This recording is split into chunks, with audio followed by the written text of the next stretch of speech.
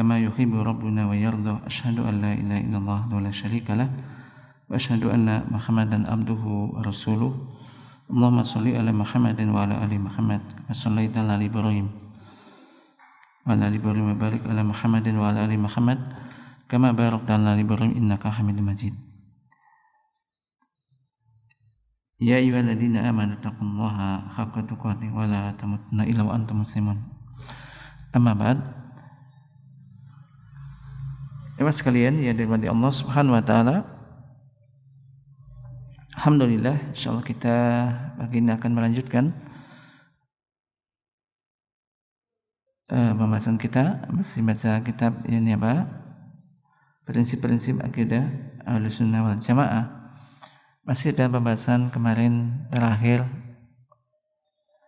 tentang rukun Islam yang kedua, yang mendirikan sholat. Masih dalam pembahasan tentang niat terakhir, perpindahan niat. Ini dimasukkan dalam menyebutkan syarat ini apa? Sanya sholat. Berikutnya adalah kita bahas masih berkaitan dengan niat, yaitu niatul imamah wal i'timam, niat imam dan makmum. Niat imam dan makmum. Ini berkaitan dengan ini apa? Salat berjamaah. Salat berjamaah ini tentu butuh imam dan juga makmum. Minimal berapa minimal untuk salat berjamaah? 2 orang. Ada yang jadi imam dan ada yang jadi makmum. Maka ketika jamaahnya itu lebih banyak, itu lebih dicintai oleh Allah Subhanahu wa taala. Dan mesti di sana ada niat makmum dan juga imam. Ini adalah suatu perkara yang telah disepakati. Niat itu ada imam dan makmum, ada makmum dan imam. Saya menyebutkan, yakni apabila Anda masuk dalam sholat berjamaah, maka mesti Anda harus berniat untuk mengikuti, ada bermakmum dengan imam Anda yang Anda sholat bersamanya. Dan telah kita sebutkan sebelumnya, niat itu ya, tidak membutuhkan suatu amalan yang berat. Karena orang yang datang ke masjid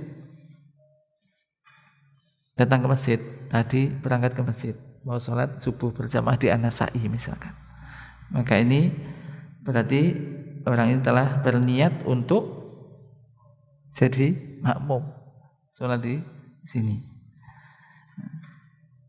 Sekarang ada mengatakan sholat antum jadi imam, berarti orang yang ngomong begini berarti dia telah niat jadi makmum.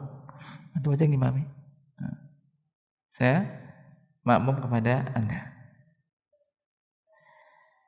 Adapun terkait dengan imam, maka faqad ikhtalafal ulama. Rahimahullah, para ulama berbeda pendapat. Apakah wajib bagi dia untuk niat jadi imam atau tidak? Maka sebagian ahli ilmu mengatakan la budda ayyan biya anahul al-imam.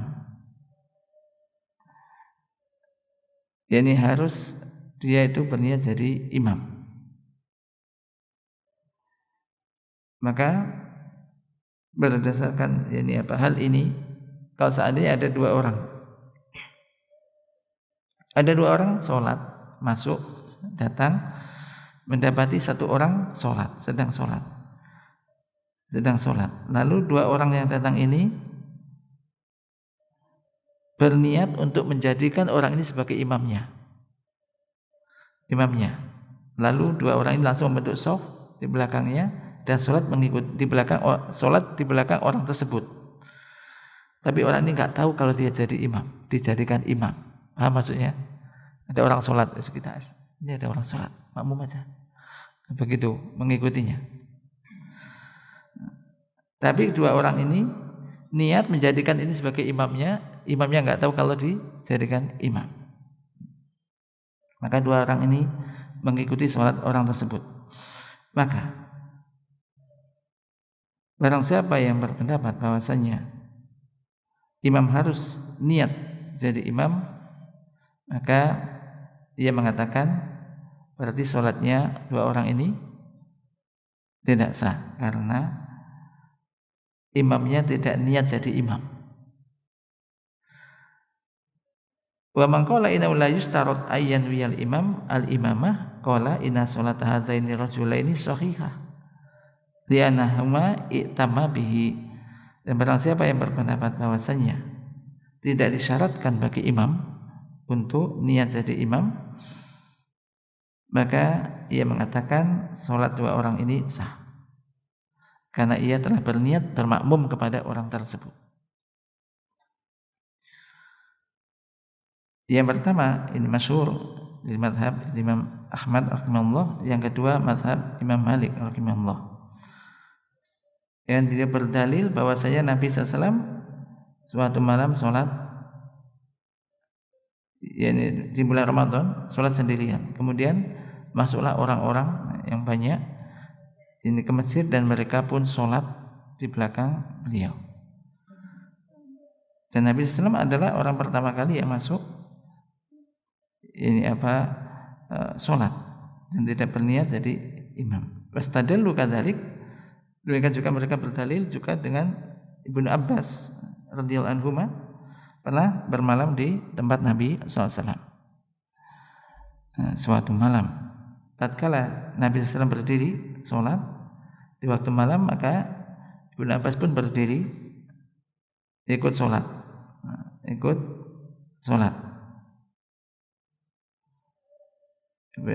Ibnu Abbas wudu kemudian langsung masuk sholat bersama Rasul SAW.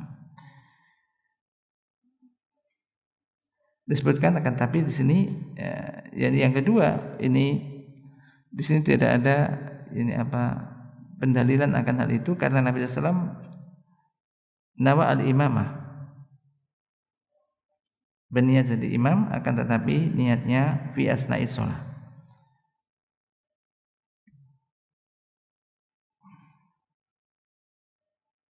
Wala basa bi ayyan wiyaha fi asna'is shalah, tidak mengapa ia niat di tengah salat.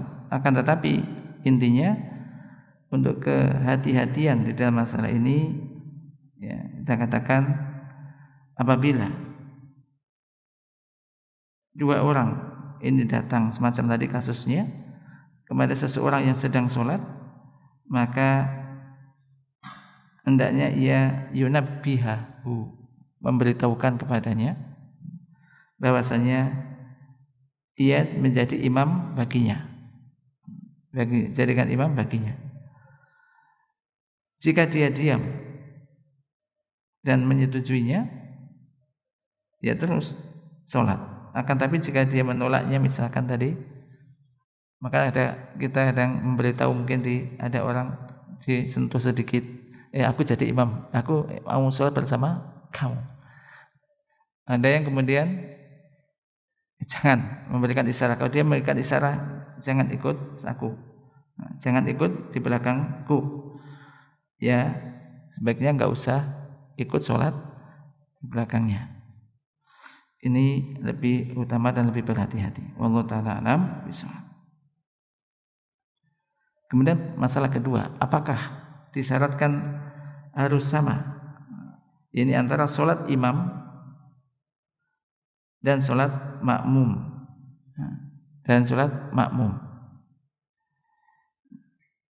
Jadi jenis ini disyariatkan sholat tersebut. Maknanya adalah apakah boleh orang sholat fardu di belakang orang sholat sunnah? Bolehkah orang sholat fardu di belakang orang sholat sunnah? Atau orang sholat nafilah di belakang orang sholat fardu? Maka kita perhatikan, adapun orang yang sholat sunnah di belakang orang yang sholat fardu, maka ini wala ba'sa bihada.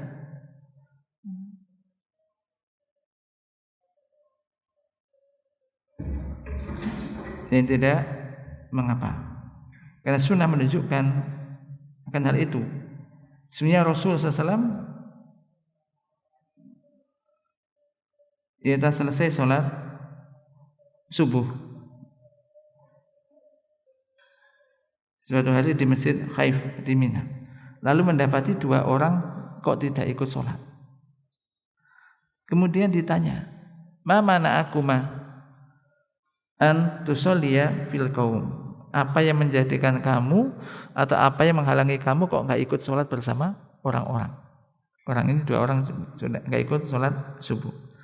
Maka keduanya menjawab, qala ya Rasulullah shallaina fi rihalina, ya Rasulullah kami telah sholat tadi di perjalanan kami. Sudah sholat di perjalanan kami. Jadi bisa jadi bahwasanya keduanya setelah sholat di perjalanan mereka karena mengira bahwasanya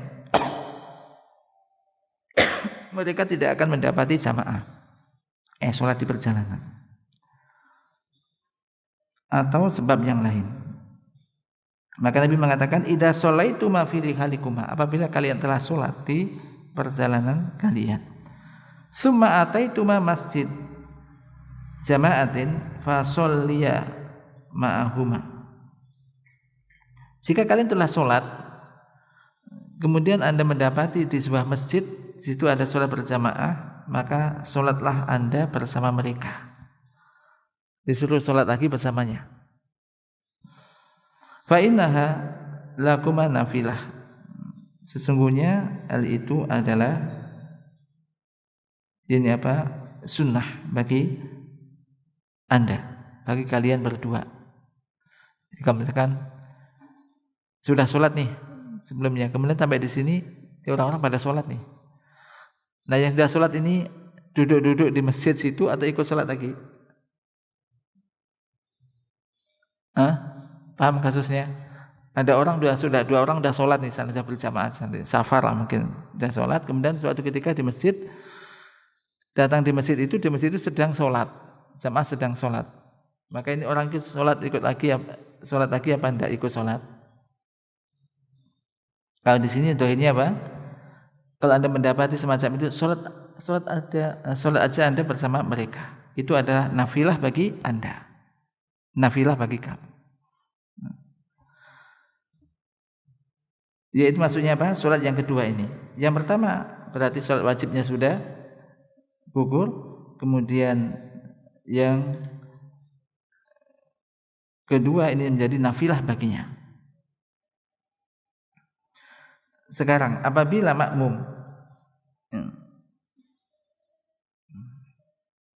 makmumnya sholat nafilah tadi sunnah, imamnya yang sholat fardu, maka tidak mengapa. Sebaliknya, kalau imamnya sholat sunnah, makmumnya sholat wajib, maka mungkin enggak ini? Contohnya kapan? Imamnya sholat nafilah, kemudian imamnya sholat nafilah, makmumnya sholat wajib. Terjadi enggak ini? Contohnya di bulan Ramadan, sholat tarawih, orang ini belum sholat isya, datang, aduh sudah mulai sholat, saya belum sholat isya. Ini imamnya sudah sholat, mulai sholat tarawih, paham ini? Ya kan? Ini kan mungkin aja itu, ya kan? Terus apa yang kita lakukan? Bagaimana? Apakah ia ikut sholat bersama mereka atau sholat isya sendirian?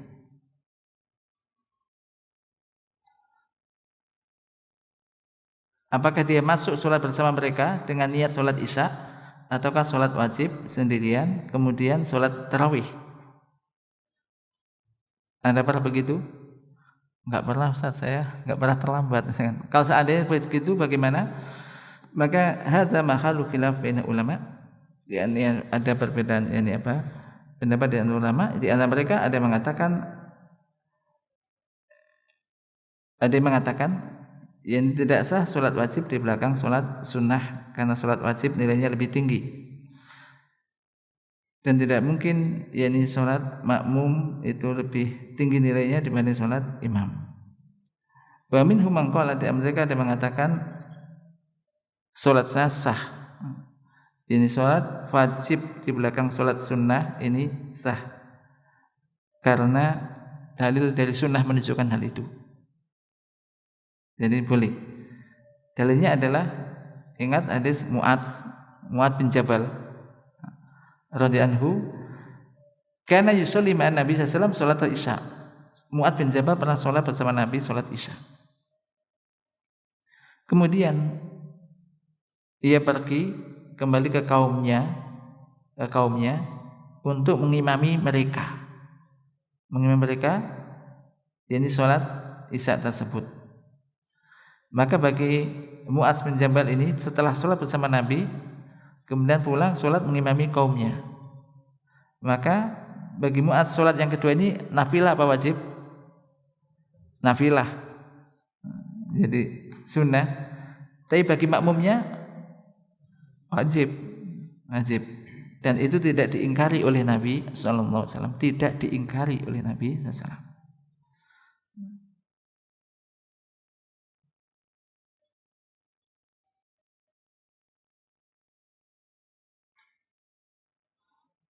Kalau ada yang mengatakan barangkali Nabi SAW tidak mengetahui hal itu, maka jawabnya adalah kita katakan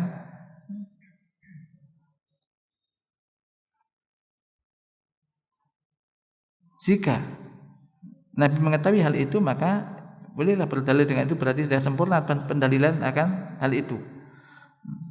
Karena Mu'adz bin Jabal radhiyallahu anhu dilaporkan kepada Rasulullah alaihi wasallam.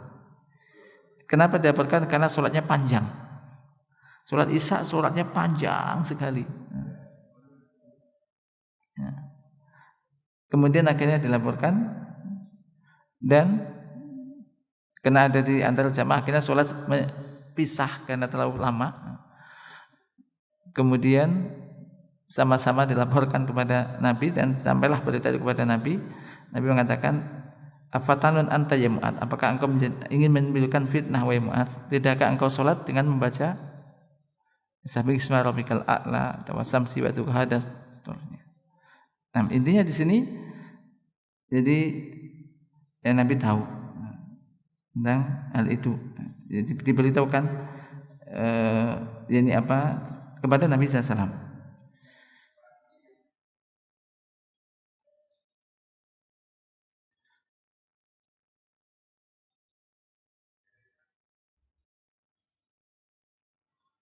Wa idza qudira, dan kalaulah memang bahwasanya misalkan Rasulullah SAW ini tidak mengetahui bahwasanya Mu'adz telah sholat bersamanya kemudian pergi ke kaumnya dan mengimami mereka, fa inna rubbar rasul qad alima, maka sungguhnya bisa jadi Rasulullah SAW ini telah mengetahuinya, dan Allah Jalla wa ala tidak ada yang tersembunyi bagi Allah, ya, bagi Allah apapun yang terjadi di muka bumi, apapun di langit.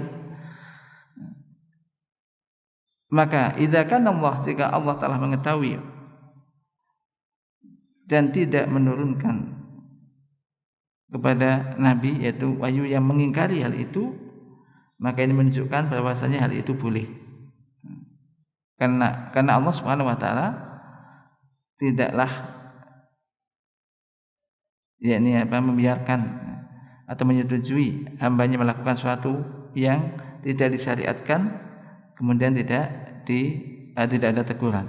Intinya pendalilan semacam itu boleh. Jadi kesimpulannya, boleh enggak orang yang sholat Isya misalkan di belakang orang yang sholat tarawih? Jawabannya boleh. Boleh.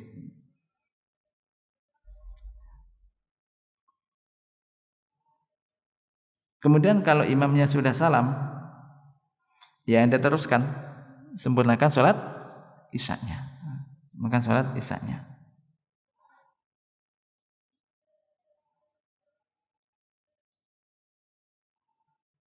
Jadi di sini kita simpulkan bahwasanya barang siapa yang sholat wajib di belakang sholat wajib maka ini boleh. Yang kedua, barang siapa yang sholat wajib di belakang orang yang sholat sunnah, hukumnya ada khilaf, perbedaan pendapat. Barang siapa yang sholat sunnah di belakang orang yang sholat wajib, orang sholat sunnah di belakang orang sholat wajib, ini boleh. Satu pendapat, boleh. Itu kesimpulannya. Kemudian ada masalah berikutnya. Dari si jenis sholatnya, haruskah sama antara sholat imam dan sholat makmum? Yaitu dari jenis yang sama, misalkan zuhur dengan zuhur, asar dengan asar, ataukah tidak? Maka di sini juga ada perbedaan pendapat di antara ulama. Ada yang berpendapat wajib untuk sama. Maka orang sholat zuhur di belakang sholat zuhur, orang sholat asar di belakang sholat asar, sholat maghrib di belakang sholat maghrib. Demikian. Karena Nabi SAW beralasan innama ju'ilal imamu liyu'tama bihi, sesungguhnya imam jadikan imam untuk diikuti, fala takhtalifu alaihi, maka janganlah berbeda dengannya. Di antara ulama mengatakan tidak disyaratkan harus sama. Ini yang kuat. Jadi boleh orang sholat asar di belakang orang sholat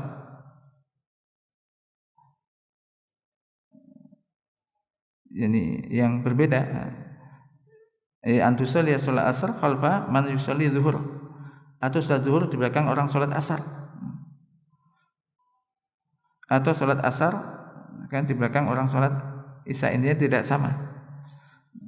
Maka ini tidak mengapa, karena al-i'timam fi hadil hal, bermakmum dalam kondisi semacam ini la yata'assar. Ini apa, tidak berpengaruh. Boleh. Apabila sholat wajib di belakang sholat sunnah pada hukumnya berbeda, itu aja boleh. Maka demikian juga ketika jenis sholatnya tidak sama, maka ini tidak mengapa. Ini ada pendapat yang lebih benar, insyaallah ta'ala. Kemudian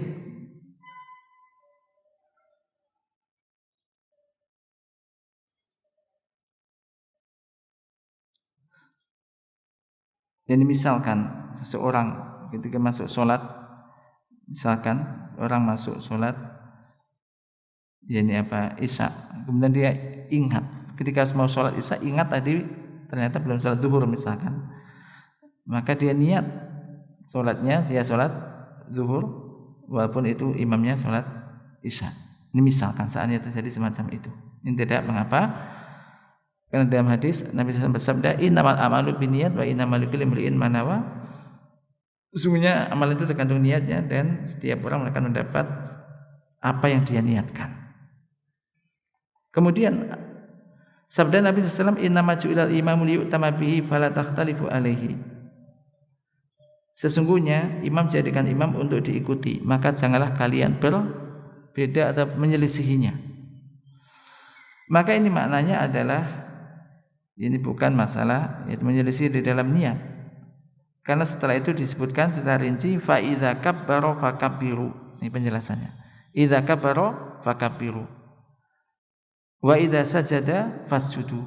Jika imam itu telah bertakbir, maka segera kamu bertakbir. Kemudian jika imam itu sujud, segera kamu sujud. Ini jadi itibaknya itu di sini. Itibaknya di sini.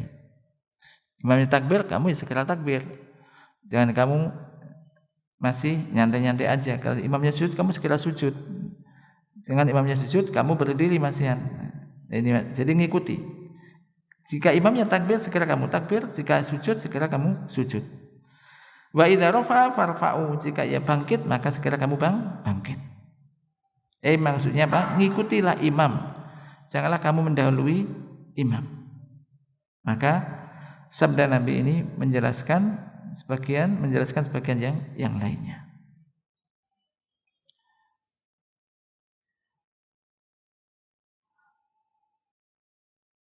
Nah, berikutnya muncul masalah lagi kalau begitu. Kalaulah misalkan jumlah rakaat antara sholatnya imam dan makmum ini sama, tidak masalah. Kan orang sholat zuhur di belakang orang sholat asar, tidak masalah karena jumlahnya sama 4. Muncul lagi masalah apabila sholatnya ini tidak sama jumlah rakaatnya. Kalau misalkan sholat makmum ini 2 rakaat, imamnya 4 rakaat, atau sebaliknya, atau makmum ada perticanekan ya, makmum sholatnya 3 rakaat, imamnya 4 rakaat, atau atau semisalnya. Maka jika sholat makmum itu lebih banyak,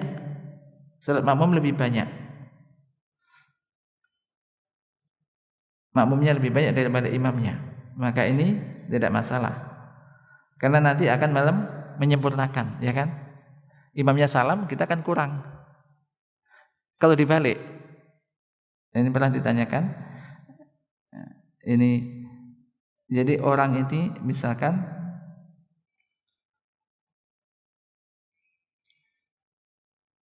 orangnya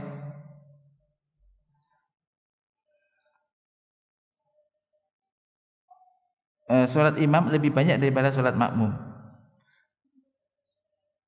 Misalkan makmum masuk di rakaat kedua, imam lebih banyak daripada sholat makmum. Misalkan sholat maghrib bermakmum kepada orang yang sholat isya, pernah ditanyakan di situ. Jadi apabila dianggap ini sholatnya ini masih sholat, jadi sholat, ternyata dia begitu masuk, imamnya sholat isya, niatnya ini sholat, makmumnya sholat maghrib, belum sholat maghrib misalkan.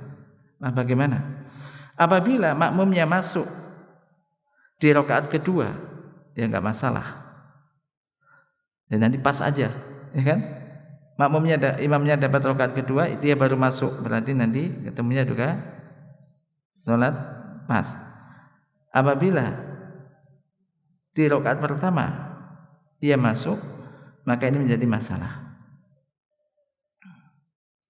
Dan ini misalkan yang terjadi pernah terjadi tengah semacam itu, dianggap imamnya ini sholat maghrib, ternyata sholat isya. Dan mungkin pas jamak, dia menjamak semacam itu, ternyata makmumnya ini masuk ikut, ia sholat maghrib, sementara ini sholat isya.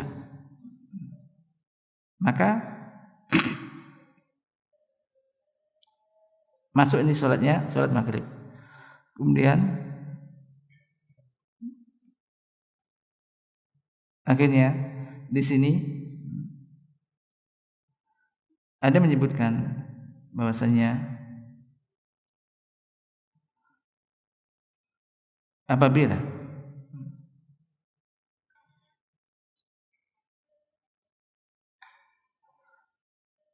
dia sholat, kemudian bisa 2 pendapatnya. Dia bisa selesai duluan, atau begitu sampai di rakaat ketiga maka ia tunggu imam sama salamnya bersama imam, atau infirad, yaitu memisahkan diri dan menyelesaikan sendirian. Tapi memang yang bagus ini tidak menimbulkan masalah, artinya cari yang aman. Dia menimbulkan masalah supaya tidak menimbulkan dianggap ini sholat model apa lagi. Tapi kalau terjadi semacam itu, maka demikian, ada 2 pendapat. Ya, dia sholat 3 rakaat kemudian duduk, bisa langsung salam, atau ya salamnya bersama imam. Wallahu taala a'lam bishawab. Intinya antara imam dan makmum semacam tadi.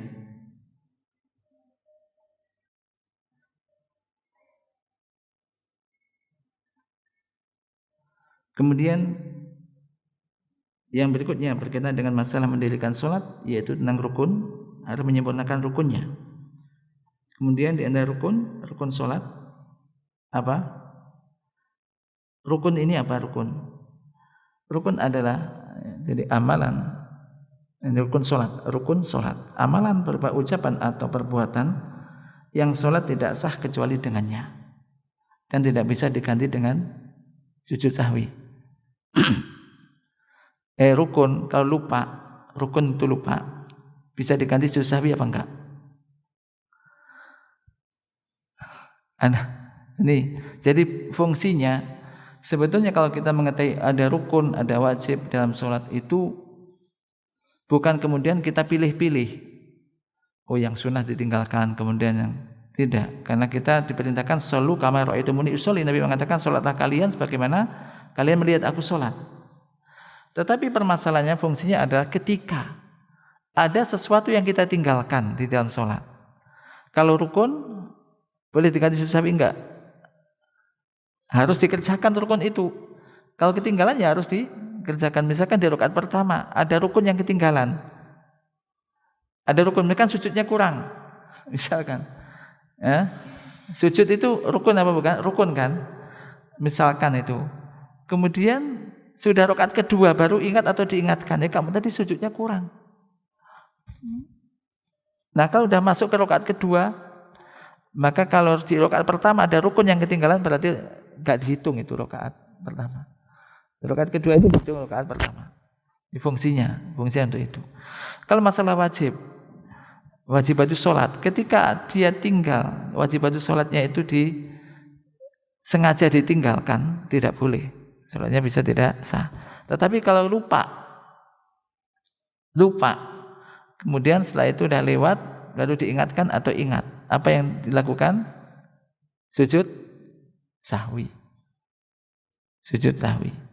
Ini bedanya mengetahui itu masalah rukun dan wajib. Jadi masuk rukun apa? Enggak, ini masuknya di situ. Contoh wajib apa? Biasanya yang sering lupa sholat duduk tahiyat awal, misalkan, ya kan? Sering kan? Misalkan, ini harusnya sudah 2 rakaat sudah tahiyat awal nih, tapi imamnya langsung aja berdiri, misalkan. Terus apa yang dilakukan? Makmumnya subhanallah. Dan ini terjadi. Subhanallah. Imamnya ngerti, makmumnya enggak tahu. Imam ini kok ngomong diwai subhanallah kok enggak turun. Subhanallah. Makmumnya duduk sudah, makmum yakin kok ini masih tahiyat awal kok. Imamnya sudah terlanjur berdiri. Yang pernah kejadian dulu itu. Akhirnya jadi pada rame terus ya, imamnya akhirnya duduk. Padahal sudah berdiri. Yang benar gimana? Imamnya sudah lewat berdiri, Anda makmum. Imamnya harus ini tahiyat awal ini. Subhanallah, tapi dilihat imamnya sudah berdiri tegak. Ya sudah, imam bisa saja memberikan isyarat tangannya ke sini. Berdiri. Tapi jangan ngomong. Berdiri, enggak boleh kan? Isyarat gini, berdiri. Imam tahu sudah terlanjur kok, nanti aja sebelum salam sujud sahwi, gitu loh. Ini masalahnya, masalah di situ, ya kan? Memang imam juga harus ngerti kadang-kadang. Makmum itu harus ngerti. Imam juga harus tahu tentang hukum sholat. Bagaimana kalau saya kurang ini, bagaimana nih ini. Ini memang ini berkaitan dengan pembahasan sujud sahwi. Nah, jadi harus kadang-kadang imam lu nggak ngerti sujud sahwi. Sujud sahwi itu berapa kali sujud sahwi? 2 apa 1? 2. Nah, 2 kali. Ada kadang-kadang nggak ngerti ya sujud sekali. Makin penting. Nah, dan bukan bukan aib, dan ini harus tahu tentang masalah itu. Seandainya kejadian mengalami itu tidak bingung. Ya, kembali ke sini. Rukun tadi harus ada rukun itu. Yang pertama, termasuk rukun apa? Takbiratul ihram. Ada sana takbiratul ihram, ada takbir intikal namanya. Takbir intikal itu ada dari berdiri kemudian ke ruku. Allahu Akbar. Ini namanya takbir perpindahan. Ada kalau takbiratul ihram yaitu kapan? Apa ya? Jika mulai masuk sholat itu takbiratul ihram. Jadi apabila seorang mau masuk sholat, Allahu Akbar. Nah ini takbiratul ihram di situ. Takbiratul ihram. Maka sholat tidak sah kecuali dengan itu.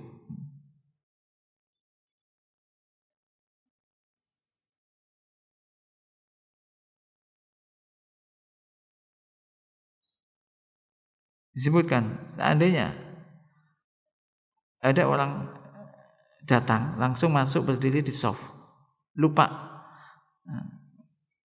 tidak takbiratul ihram, kemudian langsung membaca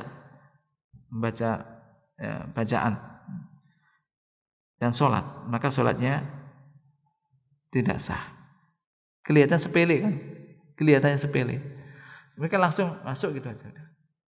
Masuk gitu aja. Enggak takbiratul ihram. Maka ini tidak sah. Sholat kan? Kemudian tiba-tiba masuk aja. Oh sudah sholat imamnya.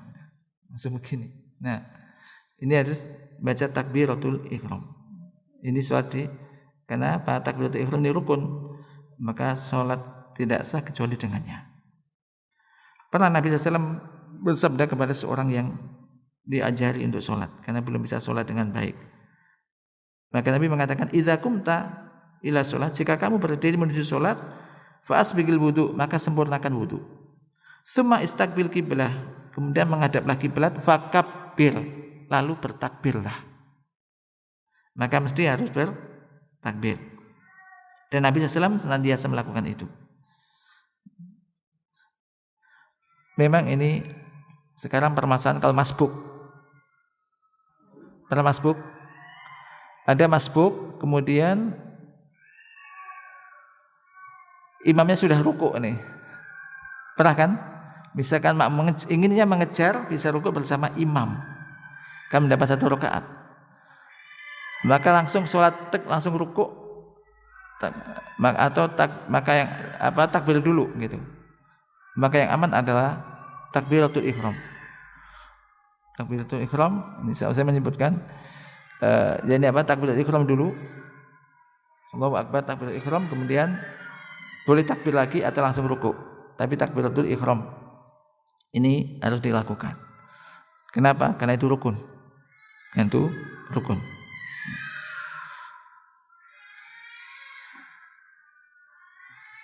Kemudian rukun berikutnya adalah baca Al-Fatihah. Baca Al-Fatihah.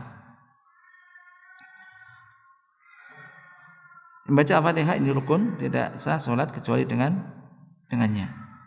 Allah Ta'ala berfirman, faqra'u ma tayassara minal Qur'an, bacalah apa yang mudah bagimu dari Al-Qur'an. Demikian juga la sholata liman lam yaqra' bi Fatihatil kitab, tidak sah salat orang yang tidak membaca Al-Fatihah.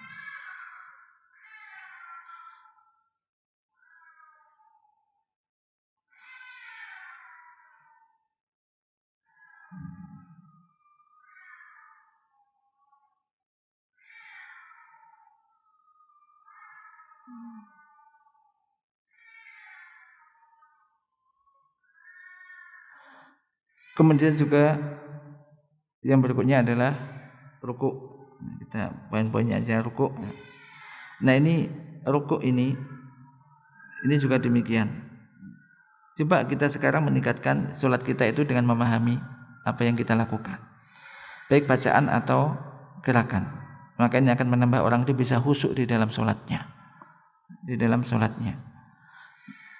Rukuk ini adalah kita posisi rukuk ini inhina, membungkukkan tubuh, ta'ziman lillah, mengagungkan Allah Subhanahu wa taala.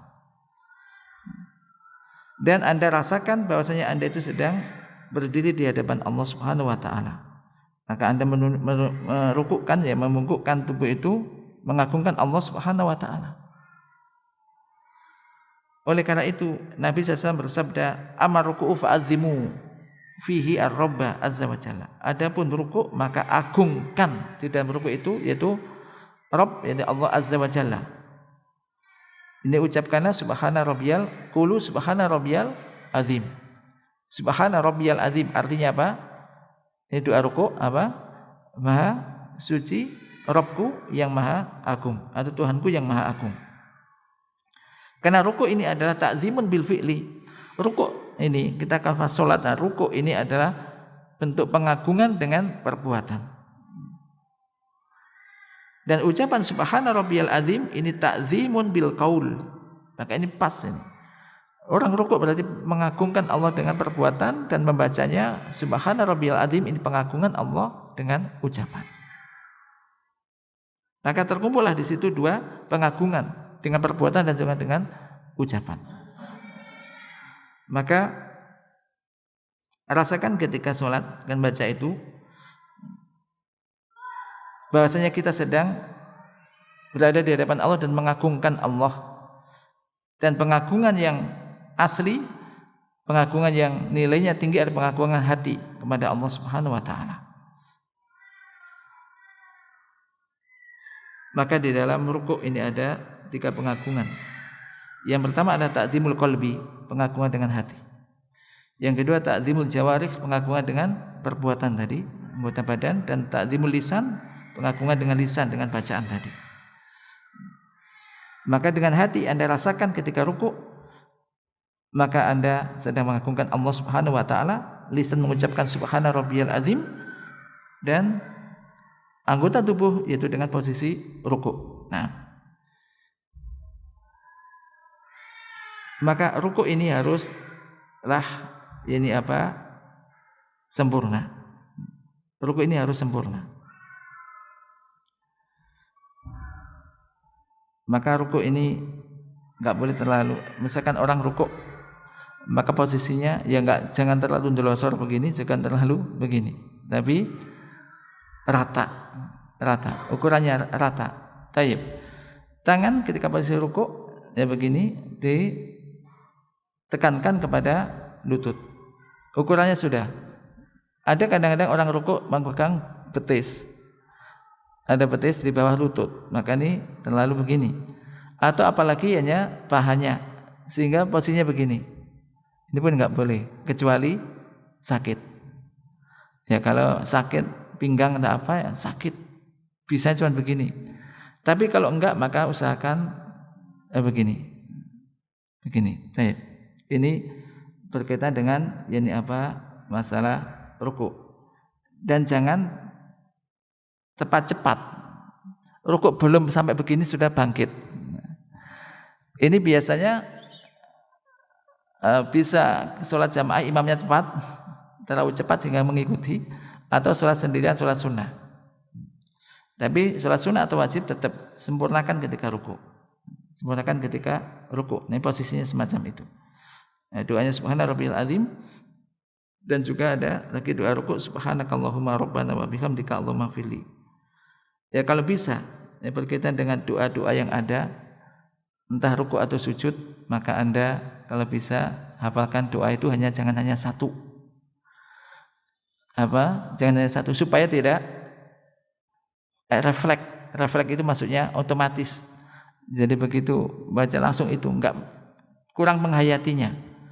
Nah, ketika ada doa-doa yang banyak di dalam rukuk atau sujud, maka usahakan kalau bisa pernah mengamalkan ini, baca ini. Nah, demikian juga kayak iftitah juga demikian. Supaya tidak hanya satu yang dibaca, karena hal itu lebih sempurna di dalam ittiba kepada Rasul sallallahu alaihi wasallam. Jadi mungkin kita sampai di sini dulu berkaitan dengan rukuk.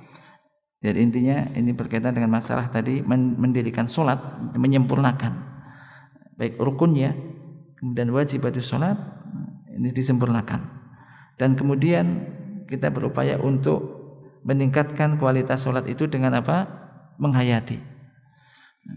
Sekarang usahakan kalau bisa bacaan sholat kan itu aja, ya kan? Dan Anda sudah sholat sekian tahun, ya kan? Saya yakin sekarang sudah mulai Allahu Akbar sampai selesai sudah tahulah paling enggak artinya apa. Itu karena membantu untuk menghayati dan khusyuk di dalam sholat. Jadi misalkan Allahu Akbar bacaannya Anda baca, ini pembantu khusyuk, ya. Yang dibaca itu apa artinya? Mulai sekarang meningkat begitu kan, alhamdulillah sekarang banyak ya doa-doa semacam itu.